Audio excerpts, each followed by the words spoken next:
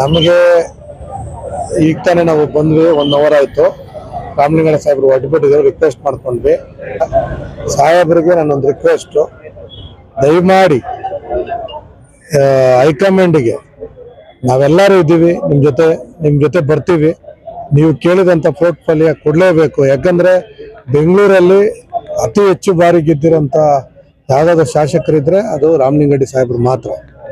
ಅದು ಬಿಟ್ಟರೆ ಬೇರೆ ಯಾರು ಇಲ್ಲಿ ಅಷ್ಟು ಅತಿ ಹೆಚ್ಚಾಗಿ ಗೆದ್ದಿರೋಂಥವ್ರು ಇಲ್ಲ. ಯಾಕಂದ್ರೆ ಇವ್ರ ಇತಿಹಾಸ ತುಂಬಾ ಇದೆ.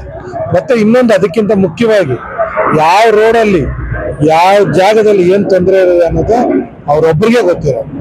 ಅವ್ರ ಮೈಂಡಲ್ಲೇ ಎಲ್ಲ 7 ಗಂಟೆ ಬಂದು ಕುತ್ಕೊಂಡು ಕೆಲಸ ಮಾಡುವಂತ ಶಾಸಕರಿಗೆ, ಸಚಿವರಿಗೆ ನೀವು ಪೋರ್ಟ್ಫೋಲಿಯೋ ಕೊಟ್ಟಿಲ್ಲ ಅಂದ್ರೆ ನಮ್ಗೆ ಅದು ಅತಿ ತೀವ್ರವಾಗಿ ನಮ್ಗೆ ಬೇಜಾರಾಗಿದೆ. ದಯಮಾಡಿ ನಾವು ಕೇಳೋದಿಷ್ಟೇ, ಅವ್ರು ಕೇಳಿದ ಪೋರ್ಟ್ಫೋಲಿಯೋ ಕೊಡ್ಬೇಕು ಅಂತ ತಮ್ಮಲ್ಲಿ ಮನವಿ ಮಾಡ್ತೀವಿ.